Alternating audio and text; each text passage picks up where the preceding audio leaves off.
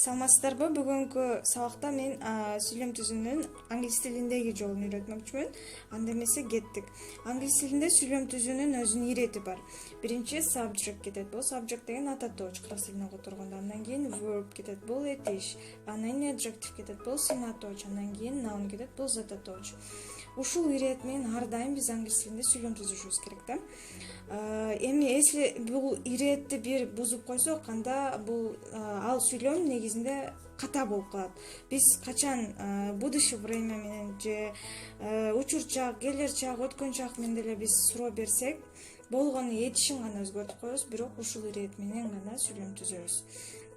Мисалы бул жерде I read very interesting book дейди.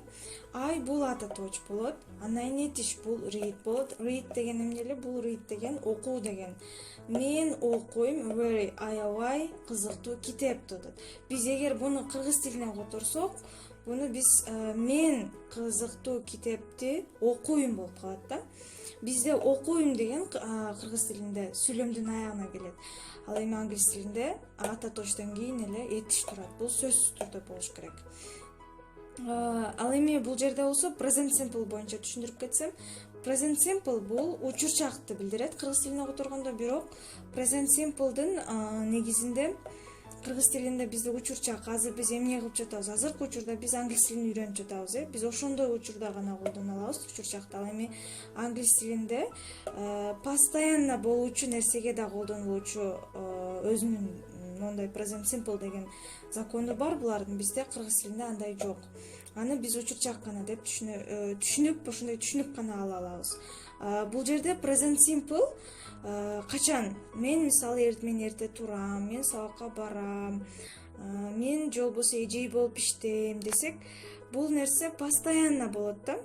Же болбосо кечинде жатасың, кечки тамакты жейсиң, бул нерсе бүгүн жеп туруп, эртең кечки тамакты жебей, же бүрүс күнү жебей койбойсуң, ал нерсе постоянно болот. Бул закондуу түрдө болот да.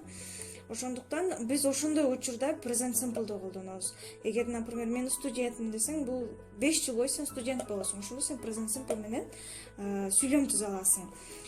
Мисалы, my favorite color is blue дейт. Бул жерде my favorite color бул ата точ болот. Эмнеге? Себеп дегенде my деген my менин деп атпайбы? Менин жакшы көргөн түсүм деп атат. Бул мага таандык болот. Менин жакшы көргөн түсүм бул көк деп атат. Анан бул жерге биз is жардамчы этишин колдонобуз.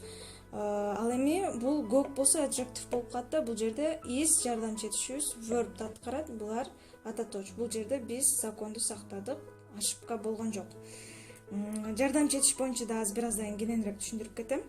Ал эми I am interested in art десек, бул жерде I бул ата точ, subject мен, am бул тоже жардамчы этиш. Ал эми interested in art. Interested тоже бул жака кирет дагы. Art бул өзүнчө noun болуп калат, искусство болуп. Ал эми I am a student десек, мен студентмин. Бул жерде I am жардамчы этиш, I subject ата точ. Андан кийин noun зата точ студент. Студент мин деген маани билдирет. Ал эми жардамчы этиш боюнча түшүндүрө кетсем, I бул мен, he бул бала, she кыз. Айга биз жардамчы am этишин колдонобуз дагы, heге is этишин колдонобуз. Sheге is, itке is. She кыз болсо, it болсо бул нерсе, жаныбарларга гана колдоно алабыз.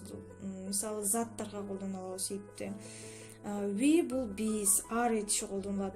You, сен, сиз, сиздер 3 маанини алып жүрөт. Ал эми are этиши колдонулат ар дайым. Ал эми they бул алар деген маанини билдирет дагы, бул дагы are этиши колдонулат.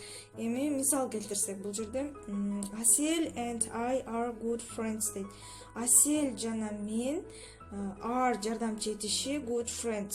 Асел жана мен бул алар деген маанини билдирет дагы, are жардамчы этиши келет. Бул жерде they деген аларды билдирип атпайбы? Ошон үчүн бул are этиши бул жака келет дагы. Are жакшы достордонбуз, Бул жерде Асел and I subject аткарат, are verb аткарат этишти, good friends бул adjective милдетин аткарат. Жакшы достордонбуз, сына точту билдирет.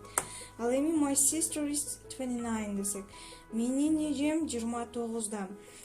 My sister дегенибиз бул subject аткарат. My менин эжем болуп атат. Ал эми эмнеге is колдонулуп атат десек, бул sister деген эже болгон үчүн бул she дегенди билдирет. She деген myны билдирет дагы.